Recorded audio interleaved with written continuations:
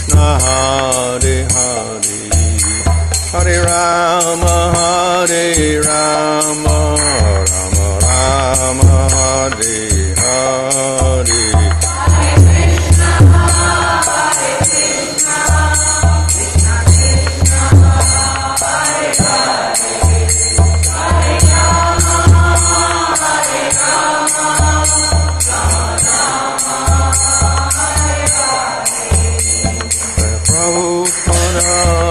Prabhupada, Prabhupada, Jaya Prabhupada, Jaya Prabhupada.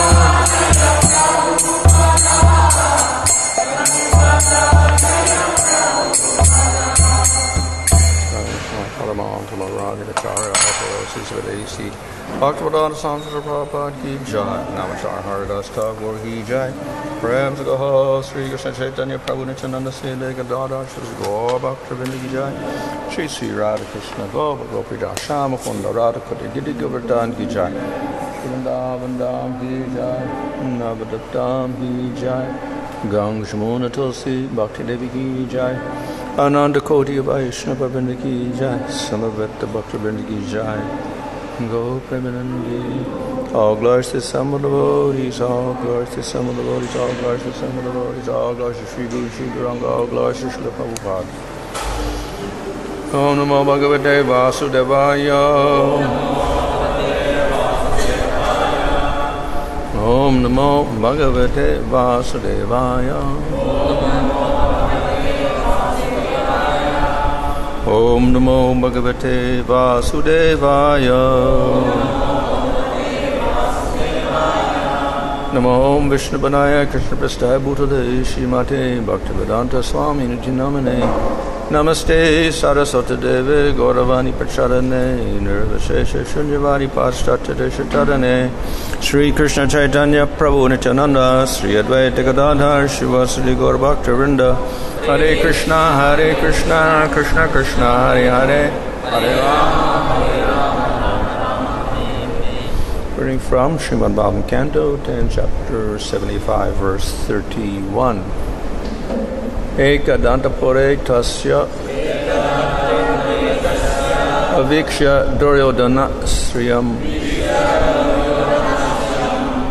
atapyat rajasuyasya mahitvam chaturatmanaha.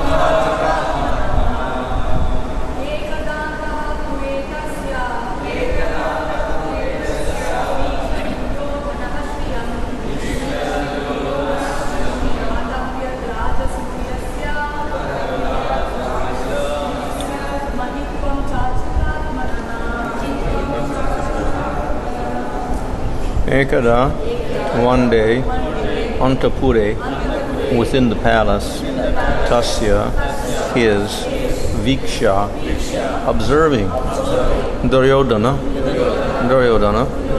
Shriyam, opulence, Tapyat, he was pained, Rajasuyasya, how the Rajasuya sacrifice,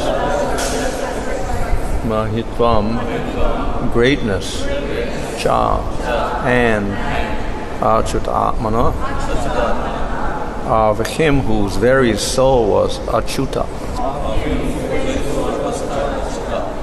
Translation: one day Duryodhana, while observing the riches of King Yudhishthira's palace, felt greatly disturbed by the magnificence of both the Rajasuya sacrifice and its performer, the king, whose life and soul was Lord Achyuta. In that palace, all the collected opulences of the kings of men, demons, and gods were brilliantly manifest, having been brought there by the cosmic inventor Maya Danava. With those riches, Draupadi served her husbands, and Duryodhana, the prince of the Kurus, lamented because he was very much attracted to her. Lord Madhupati's thousands of queens were also staying in the palace. Their feet moved slowly, weighed down by their hips, and the bells on their feet tinkled charmingly. Their waists were very slender. The kumkum from their breasts reddened their pearl necklaces, and their swaying earrings and flowing locks of hair enhanced the exquisite beauty of their faces. Purport to the Prophet writes, after looking at such beauties in the palace of King Yudhishthira, Duryodhana became envious. He became especially envious and lustful upon seeing the beauty of Draupadi, because he had cherished a special attraction for her from the very beginning of her marriage with the Pandavas.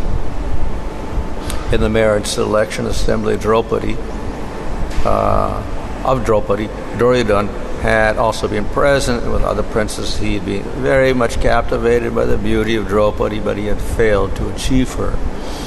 It so happened that Emperor Yudhisthira, the son of Dharma, was sitting just like Indra on a golden throne in the assembly hall built by Maya Danava. Present with him were his attendants and family members, and also Lord Krishna, his special eye. Displaying the opulences of Brahma himself, King Yudhisthira was being praised by court poets. Purport Sridhar Swami explains that Lord Krishna is described here as Yudhisthira's special eye, since he advised the king on what was beneficial and what was not. Proud Duryodhana, holding a sword in his hand and wearing a crown and necklace, angrily went into the palace in the company of his brothers, O king, insulting the doorkeepers as he entered. Purport to the Prophet writes that Duryodhana was always in an envious and angry mood, and therefore, on a slight provocation, he spoke sharply with the doorkeepers and became angry. Bewildered by the illusions created through Maya Danava's magic, Duryodhana mistook the solid floor for water and lifted the end of his garment. And elsewhere he fell into the water, mistaking it for solid floor. My dear King Parikshit, Bhima laughed to see this, and so did the women, kings, and others. King Yudhisthira tried to stop them, but Lord Krishna showed his approval. Purport, Srila Vishnu Chakravarti mentions that King Yudhisthira tried to check the laughter by glancing at the women, and Lord Krishna, however, gave approval with a gesture of his eyebrows. The Lord had come to the earth to remove the burden of wicked kings, and this incident was not unrelated to the Lord's purpose. Humiliated and burning with anger, Duryodhana turned his face down, left without a word, and went back to Hastinapur. The saintly persons present loudly cried out, "Alas, alas," and King Yudhisthira was somewhat saddened. But the Supreme Lord, whose mere glance had bewildered Duryodhana, remained silent, for his intention was to remove the burden of the earth. Purport. Srila Prabhupada writes, when Duryodhana left in such an angry mood, everyone regretted the incident, and King Yudhisthira also became very sorry. But despite all occurrences, Krishna was silent. He did not say anything against or in favor of the incident. It appeared that Duryodhana had been put into illusion by the supreme will of Lord Krishna, and this was the beginning of the enmity between the two sects of the Kuru dynasty. This appeared to be a part of Krishna's plan and his mission to decrease the burden of the world. I have now replied to your question, O King, concerning why Duryodhana was dissatisfied on the occasion of the great Rajasuya sacrifice.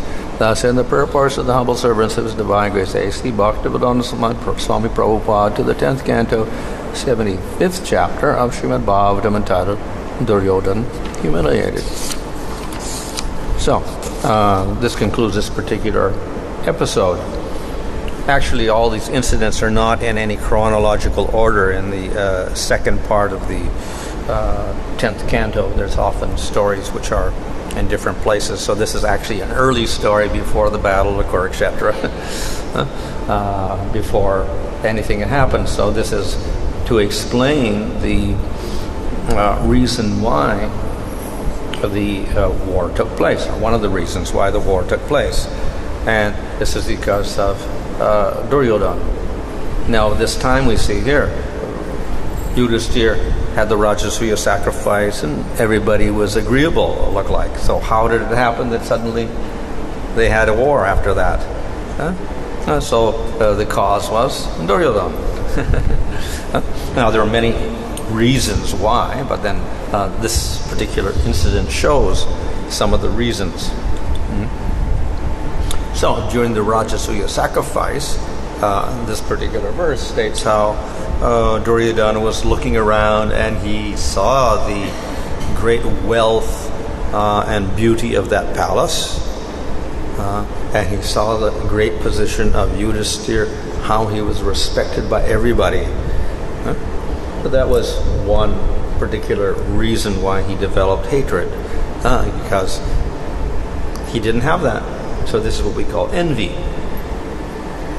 So envy means that we desire something that somebody else has, and we don't have it, so therefore we develop hatred of that person.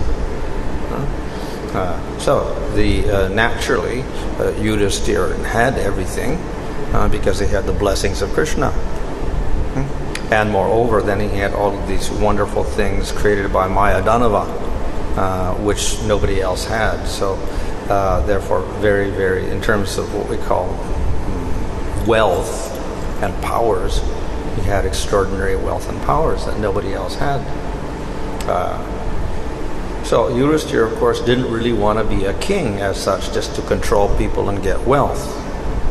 But Duryodhana actually had that ambition. He wanted to be supreme. He wanted to control everyone. He wanted to have all the wealth. So therefore, when he saw the possessions of Yudhisthira and Yudhisthira's position, he developed great hatred for him. So, besides that, then we see that there was another cause. Several causes. One was that he admired Draupadi. And he wanted her. So again, envy. The Pandavas got Draupadi, he didn't get, so therefore he was very angry about that.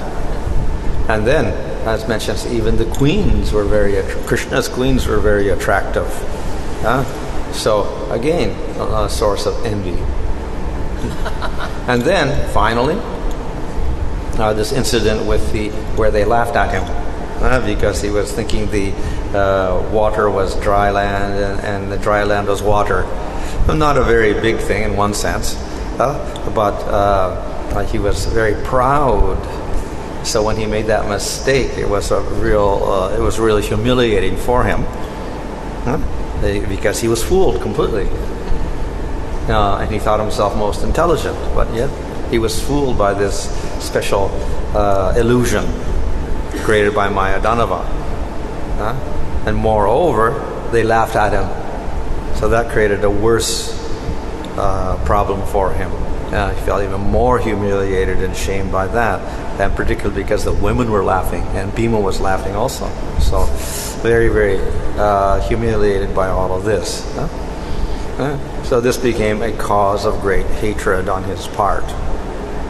So though at this time in the Rajasuya sacrifice, no one except Shishupala had protested anything, and then Shishupala was particularly protesting Krishna, and then Krishna chopped off his head. So the sacrifice went on very nicely. But the result of the sacrifice is Duryodhana developed more envy than previously. It's not that this was the only cause. We see previously so many incidents took place where he had tried to kill Bhima and others and kill them, burn them down the house of Lak and whatever like that. So definitely he was not innocent previously. He was also duplicitous previously. But this was a further incident at this point to incite him to fight and try to defeat the Pandavas. So this was an incident which then provoked further incidents. Then we have the gambling match, etc. So many things take place. And then finally we get the battle of Kurukshetra, in which finally all of the Kurus, including Duryodhana, were annihilated. So here it explains how Krishna was neutral in this case. The women and Bhima laughed, and Yudhishthira said, "Stop, stop, stop." he didn't want to make Duryodhana humiliated, so he was very kind to him. But Krishna didn't do anything. So did he approve it or not approve it? It was hard to say. He didn't laugh, but at the same time he didn't say anything when they did laugh. So a little difficult to understand what he was thinking. So in one sense he couldn't be blamed, but because he didn't do anything, therefore one could also blame him as well. So as explained in the purports, actually he had another intention here, that it looked as if this was Krishna's plan, that there would be no peace, and that ultimately Duryodhana would provoke war and ultimately get destroyed by that. Otherwise, if there was no provocation, and then the Pandavas had no need to harass Duryodhana. And they would have left him there if he had been quiet. But because he provoked the war, then they were forced to fight. As we see in Bhagavad Gita, Arjuna actually didn't want to fight, but they were provoked into fighting, and then they had to fight because that was the will of Krishna. And then the will meant that they were all the Kurus were destroyed. So, in other words, this was the ultimate plan of Krishna, that everyone was acting as his instrument to bring about the purification of the earth and restoration of Dharma and putting Yudhishthira on the throne. So the way in which here Krishna was neutral and he didn't do anything is a sign that he knew the ultimate result of all that was going to happen here, and he didn't prevent it because it was his desire and his mission to restore Dharma and destroy the miscreants, all of the people who were following adharma. Though the incident looked a little trivial here, it led to finally to the war eventually. So we see here how small details, or what may look small for us, may be very significant for another person, and that they will hold it against the person to such an extent. Here we see that Duryodhana actually provoked the whole war and caused the death of so many millions of people simply because of this one little incident here or whatever like that. So we cannot always predict how people will react to certain incidences or circumstances. We may not think anything of these circumstances, but another person will take them as very, very significant, and it'll affect their whole life. So that, of course, is there for people in the material world. Due to their conditioned nature and their previous impressions and likes and dislikes and whatever, they will respond in the most unusual ways to circumstances, even beyond what looks like the normal response, because of their conditioning. And they may get very, very upset by certain conditions. So this is the case here of Duryodhana. We see, on the other hand, that a person who is advanced in spiritual life is not affected by the material circumstances. So even if he is criticized or condemned or attacked or whatever, he does not feel anything. And if he is praised also, he does not feel anything. So this is described by Krishna in the 2nd chapter of Bhagavad Gita. He's called the Sthita Prajna. He is very, very steady and calm.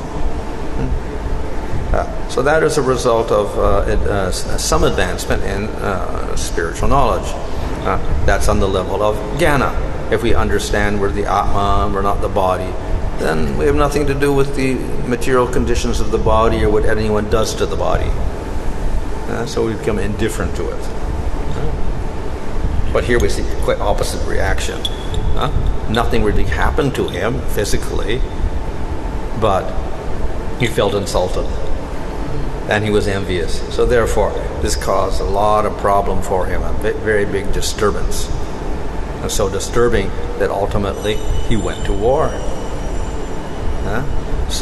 Therefore, he was not a sthita pragya, he was not equipoised in all situations. This is one little incident was enough to provoke him and become very disturbed. And of course, it went over many years. It wasn't immediately the war took place, but many, many years. But it kept growing and growing and growing, that feeling of hatred. Therefore, the wise person has to rise above all these desires and hatreds of the mind and a response to immediate circumstances. As for the devotees, of course, they are superior to the jnanis and the yogis who can reach the state of being equipoised, sthita pragya, etc. So then naturally the devotee should also be neutral or equipoised in all these different situations. They do not panic or become overcome with emotion. There may be cause for lamentation, grief, excitement, joy, or whatever, but if he's an advanced devotee, then he will not be affected by these things. He will be very, very peaceful, just as the jnani or the yogi is. However, also there is some difference because the devotee is different from the jnani and yogi, and that is that he has a relationship with the Supreme Lord. So in some circumstances, the devotee may get disturbed. For the Brahmavadi, no disturbance, because nothing. However, the devotee may get disturbed. Why? If there is some offense against the Lord or the other devotees of the Lord, then he will get disturbed. So that he's not so equipoised in those conditions. So we saw how when Shishupal began insulting Krishna, then all the Pandavas that became very disturbed and they're going to raise their swords up. They were not so equipoised after all. But again, nothing wrong with that. It's all in relation to Krishna, Supreme Lord. So we see there are often what we call the secondary rasas and the vibhachari bhavas, which arise because of the primary relationship with the Lord and friendship or dasya or whatever, in prema, relationships in prema. As a result of that, if somebody attacks a demon, then the devotee hates the demon. He gets angry at the demon. He may get very, very angry. As we see someone like Bhima will become very angry. But that is not the same as the anger in the material world or the hatred that Duryodhana has for the Pandavas. Looks similar, but it's the opposite because it's related to Supreme Lord, a favorable relationship with the Supreme Lord that causes the devotee to develop anger towards those who attack the Lord or criticize the Lord. So it is a spiritual emotion, not a material emotion at all. The practicer of jnana may criticize, devotees are becoming all disturbed. Why does Hanuman have to go out and fight like that? It is spiritual. It's not material at all. But those who are too involved in jnana and yoga may not understand this. So therefore, they won't be attracted to such displays among the devotees. They're too emotional. They haven't reached the state of sthita pragya or whatever. But it's quite different actually. It's not the same as material emotions at all. So that we should understand in relation to this story. So Duryodhana's reactions here are completely material and therefore subject to criticism, envy, hatred, anger, etc. Just like Shishupala. The devotees of the Lord, on the other hand, when they become disturbed and angry or whatever, it's all because of the relationship with Krishna only. And those bhavas do not arise from material motivation or ahankar or anything. It arises from relationship with the Supreme Lord. So they cannot be criticized for those displays that they have. Here, this is to be criticized, this envy and hatred that arose in Duryodhana. He was envious of Krishna. He was envious of the devotees of Krishna. So that was not just a bad material quality, it's actually aparad, offense. So we know what offense means: hostility towards the Lord, or towards the devotees of the Lord, or towards the process of bhakti. That constitutes offense, or aparad. So here he already had enmity with Krishna, and here he has growing enmity for the Pandavas, including Yudhisthira, and simply ignited by this incident in the palace. To be condemned, and in a big way, because Duryodhana was supposed to be a leader. He was leading the whole Kuru dynasty, since Dhritarashtra was old and blind, etc. So he became the natural leader of that whole group of people. But yet he showed all of these offensive qualities. So this is very dangerous. A leader with all the offensive qualities, and not only a dharma in the sense of evil activities, but also complete rejection of the Supreme Lord and hatred of the devotees. And then this is a very dangerous position. And therefore he had to be annihilated ultimately. So as previously mentioned, Duryodhana was a personification of Kali, which means most evil. So there are many evil persons there, but it all seemed to concentrate on Duryodhana. And so that's why this incident is mentioned. This provoked him, and then he eventually provoked the whole war. Because of him, the whole war took place, and because of that, then war took place, and Krishna annihilated him finally. And that way, his job was finished, and Adharma was annihilated finally, and Dharma was established.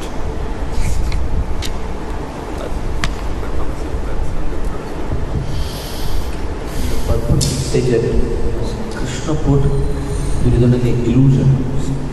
Yeah. So that means Krishna is the cause for so on here. He wanted war. Krishna is the cause for the war because he put Duryodhana in illusion, because of the Duryodhana became humiliated and he became angry. Yeah. Well, at least he did not prevent it, and he did not, like Yudhisthira was trying to stop them from doing that, but Krishna was neutral, so in that sense he permitted it to happen or whatever, and he did not try to enlighten Duryodhana or whatever like that.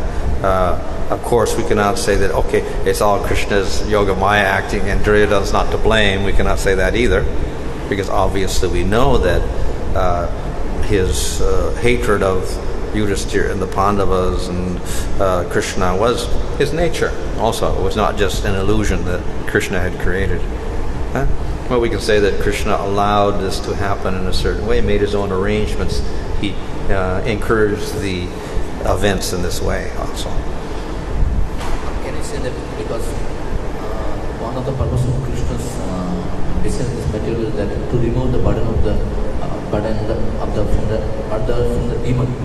So he's using here Duryodhana as an instrument to remove the burden.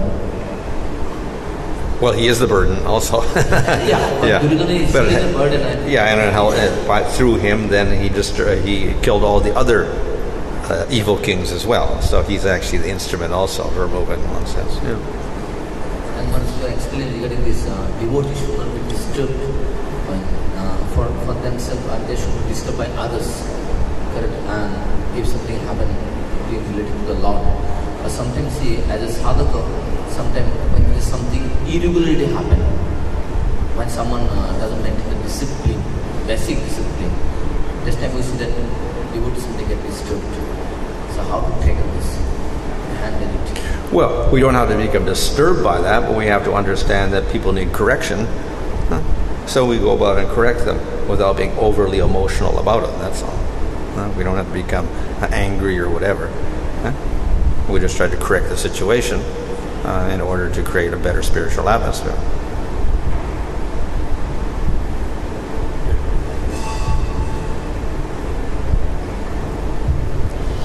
Maharaj, when Krishna comes as a peacemaker, ambassador, how do you understand his attempt? It looks very genuine.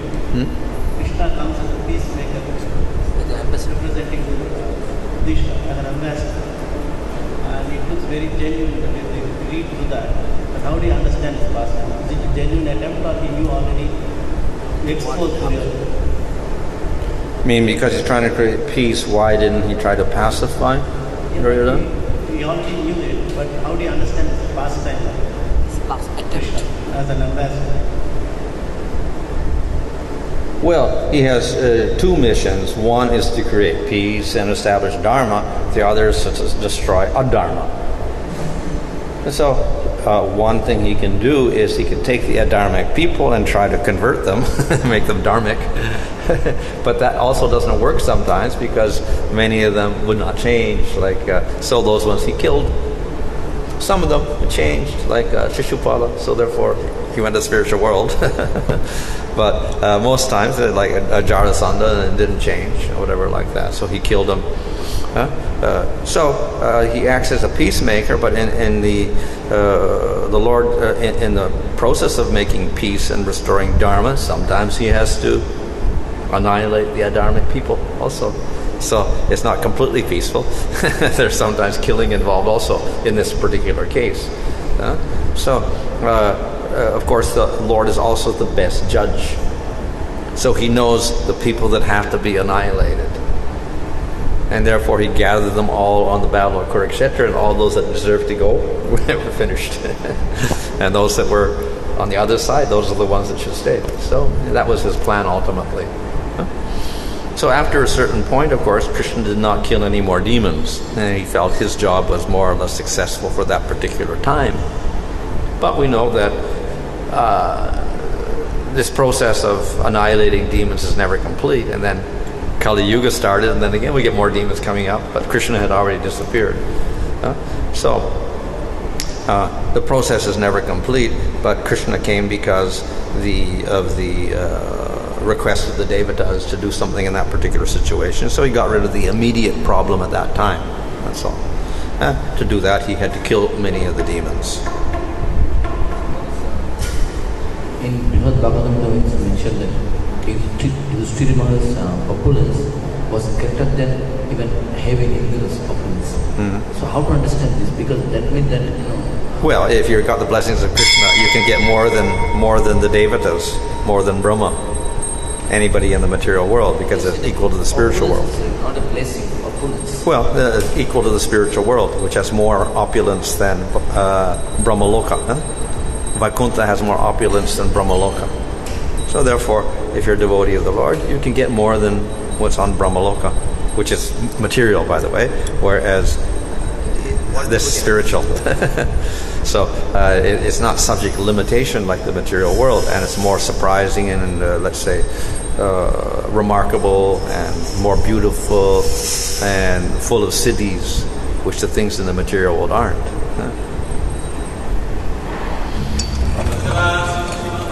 Each